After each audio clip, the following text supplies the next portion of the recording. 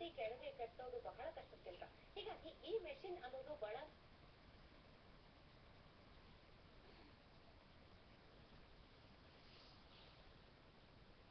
ಮಧ್ಯಮ ವರ್ಗದವರಿಗೆ ಒಂದು ಬಡತನ ಆಗಬಹುದು ಅಂತ ಹೇಳ್ತೇನೆ. ಈ ಮಷೀನ್ ಅದು ಈಗ ಇನ್ವೆಂಟ್ ಆಗಿದೆ. ಯಾವಾಗದ ನಂತರದಲ್ಲಿ ಮತ್ತೆ ಪುನಃ ಅದನ್ನು ವಿನ್ಯಾಸ ಸಂಪೂರ್ಣವಾದಂತ ಎನ್ಎಸ್ ಅಂತ ಇದೆ. ಓಕೆ, ಈಗ ಮಷೀನ್ ದೋಷ ಕಂಡು ಹಿಡಿಯುತ್ತೆ, ಅದರ ಮೂಲಕ ನೀವು ಪರಿಹಾರ ಕಂಡುಕೊಳ್ತೇವೆ. ಸೊ ಯಾವ ರೀತಿ ಪರಿಹಾರಗಳು ಸಾಮಾನ್ಯವಾಗಿ ನೀವು ಹೇಳ್ತೇವೆ? ಯಂತ್ರಗಳ ಮೂಲಕ. ಅಂದ್ರೆ ಯಾವ ಒಂದು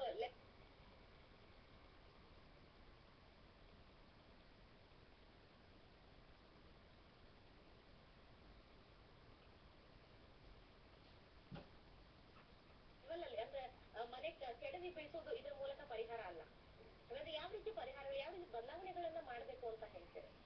ಬದಲಾವಣೆ ಅಂತಂದ್ರೆ ಏನಾಗಿರುತ್ತೆ ಅಂದ್ರೆ ಈಗಿನ ಇದರೊಳಗೆ ಮನೆಗೊಂದು ತೋರಣ ನೆಗೆಟಿವ್ ಅನ್ನೋದು ಬರುತ್ತೆ ಅಂತಂದ್ರೆ ವಿಕೃತವಾಗಿರುವಂತ ಯಾವುದೇ ವಸ್ತುವನ್ನು ಇಟ್ಟಾಗ ಹೆಚ್ಚಾಗಿ ಬರುತ್ತೆ.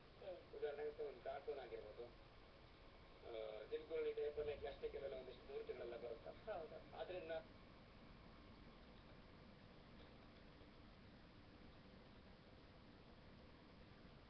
ತುಂಬಾ ನೆಗೆಟಿವ್ ಎನರ್ಜಿ ಮನೆ ಒಳಗಡೆ ಬರುತ್ತೆ.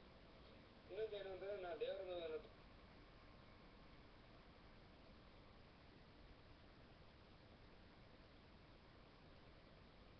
ತುಂಬಾ ಭಕ್ತರು ಅಂತ ಹೇಳಿದ್ರೆ ಒಂದು 500 ಫೋಟೋ ಮನೆ ಒಳಗೆ ತಂದು ಬಿಡ್ತಾರೆ. ಆ ದೇವರ ಮನೆಯೊಳಗೆ ಇರಕ್ಕೆ ಜಾಗನೇ ಇರೋದಿಲ್ಲ. ಒಂದ್ರ ಮುಂದೆ ಒಂದು ಹಿಂಗೆ ಇಟ್ಬಿಡ್ತಾರೆ. ಒಂದು ಶಾಡೋ ಇನ್ನೊಂದ್ರ ಮೇಲೆ ಬರೋದು, ಒಂದು ನೆರಳು ಇನ್ನೊಂದ್ರ ಮೇಲೆ ಬರೋದು. ಏನು ಅಂದ್ರೆ ದೇವ್ರ ಇಟ್ಬಿಡ್ತಾರೆ. ಅದು ಮುಖ, ಕಣ್ಣು ಎಲ್ಲದೂ ಮುಚ್ಚೋಗ್ಬಿಡುತ್ತೆ. ಅವಾಗ ದೇವ್ರು ನಿಮ್ಗೆ ಕೃಪಾದೃಷ್ಟಿಯಿಂದ ನೋಡಕ್ ಆಗದೇ ಇಲ್ಲ. ಒಂದು ಎರಡನೇದು ಇನ್ನೊಂದೇನು, ಉಗ್ರವಾಗಿರುವಂತ ಒಂದು ಮೂರ್ತಿಯನ್ನು ನೀವು ದೇವರ ಮೂರ್ತಿಯನ್ನು ಇಟ್ಟರೆ ಅದರಿಂದ ಕೂಡ ನೆಗೆಟಿವ್.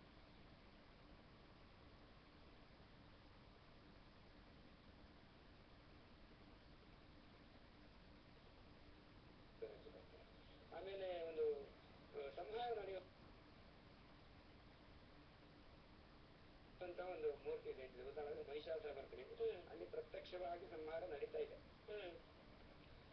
ಒಬ್ಬ ಮನುಷ್ಯನಿಗೆ ಸಂಹಾರ ಮಾಡುವಂತ ಶಕ್ತಿ ಯಾವ ಕೋಪ ಬಂದ ಇರಬೇಕು. ಇನ್ನೂ ಒಂದು ದೋಷ ಬರೋದ ಕಾರಣ ಏನಿರುತ್ತೆ ಅಂದ್ರೆ ದೇವ್ರ ಫೋಟೋನು ಇಟ್ಟು ಅದರ ಲೆವೆಲ್ ನಮ್ಮ ಫೋಟೋನು ಇಟ್ಟು ಅದರ ಲೆವೆಲ್ ಇನ್ಯಾರು ಸ್ವಾಮಿಗಳ ಫೋಟೋನು ಇಟ್ಟು ಅದರ ಲೆವೆಲ್ ಒಂದು ನಾಯಿ ಮರಿ ಫೋಟೋನು ಇಟ್ಟು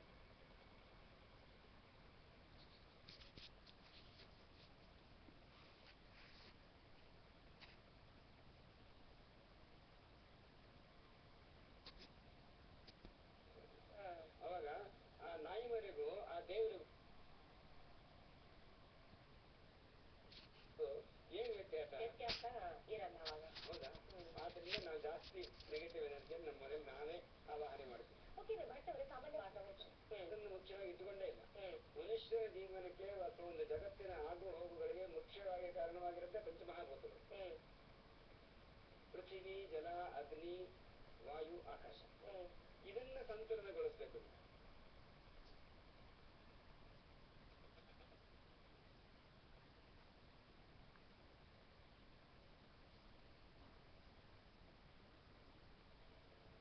ಅದನ್ನ ನಾವು ಮುಖ್ಯವಾಗಿ ಇಟ್ಕೊಂಡಾಗ ನಾವು ಇದನ್ನೆಲ್ಲ ಹೆಚ್ಚಾಗಿ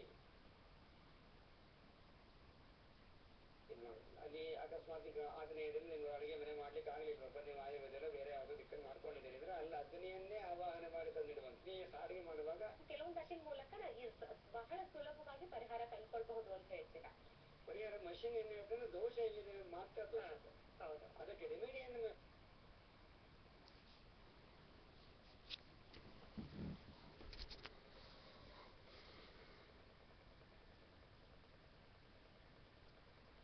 ಮಷಿನ್ ತೋರಿಸೋದಿಲ್ಲ. ಅದು ನಮ್ಮ ಬುದ್ಧಿಯ ಮೂಲಕವಾಗಿ ನಮ್ಮ ಶಾಸ್ತ್ರದ ಆಧಾರದ ಮೂಲಕವಾಗಿ ಏನೇನ್ ಮಾಡ್ಲಿಕ್ಕೋಸ್ಕರ ಅದನ್ನ ನಾವು ಮಾಡ್ತೀವಿ. ಆದ್ರಿಂದ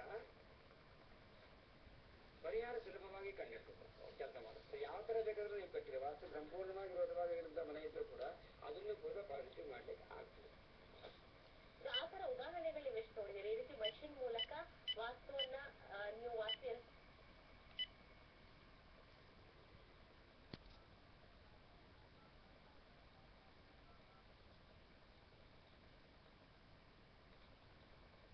ಮೂಲಕ ದೋಷವನ್ನ ಕಂಡುಹಿಡಿತೀರಿ, ಜೊತೆಗೆ ಪರಿಹಾರ ಸೂಚಿಸ್ತೀರಿ, ನಂತರ ಒಂದು ಉತ್ತಮ ಒಳ್ಳೆ ರಿಸಲ್ಟ್ ಬರುವಂತಹ ಉದಾಹರಣೆಗಳು ಎಷ್ಟಿರ್ಬೋದು?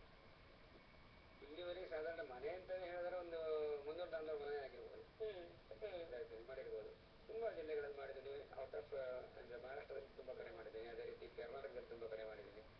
ಕಡೆಯಿಂದ ನಮಗೆ ಸಂಪೂರ್ಣವಾದ ರಿಸಲ್ಟ್ ಬಂದಿದೆ. ಓಕೆ,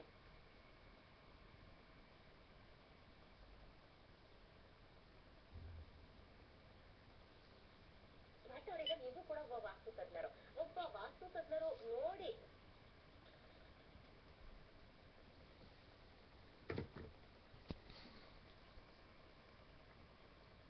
ವಾಸ್ತು ದೋಷ ಕಂಡು ಹಿಡಿಯೋದಕ್ಕೂ ಈ ಮಷೀನ್ ಕಂಡು ಹಿಡಿಯೋದಕ್ಕೂ ಯಾವ ರೀತಿ ವ್ಯತ್ಯಾಸ ಇದೆ ಅಂತ ಹೇಳ್ತಾರೆ? ವ್ಯತ್ಯಾಸ ಅಂತಂದ್ರೆ ವಾಸ್ತು ದೋಷವನ್ನ ಮನುಷ್ಯ ಪೂರ್ಣದಷ್ಟು ರೆಮಿಡಿ ಮಾಡಿದ್ದೀನಿ ಅಥವಾ ಚೆನ್ನಾಗಿ ತುಂಬಾ ಅತ್ಯುತ್ತಮವಾದ ಫಲ ಕೂಡ ಸಿಕ್ಕಿದೆ. ಇದರಿಂದ ಏನು ಅನುಕೂಲ ಆಗುತ್ತೆ ಅಂದ್ರೆ ಅದಕ್ಕೆ ಸ್ವಲ್ಪ ಬೇಗ ಮಾಡ್ಲಿಕ್ಕೆ ಬೇಗ ಅಂದ್ರೆ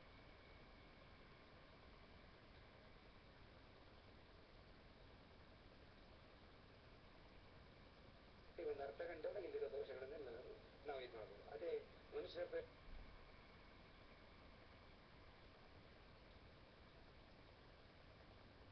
ಪ್ರಯತ್ನ ಮಾಡುವಾಗ ಪ್ರತಿಯೊಂದು ನಿರೀಕ್ಷಿಸಿ ಮಾಡುವಾಗ ಸ್ವಲ್ಪ ಟೈಮ್ ಬೇಕಾಗ್ತದೆ. ಒಂದ್ ದಿವಸಕ್ಕೆ ಒಂದು 2 ಅಥವಾ 3 ಮಾಡ್ಬೋದು ಅಂದ್ರೆ ಇದ್ರೊಳಗೆ ಒಂದು 5-6 ಮಾಡ್ಬೋದು.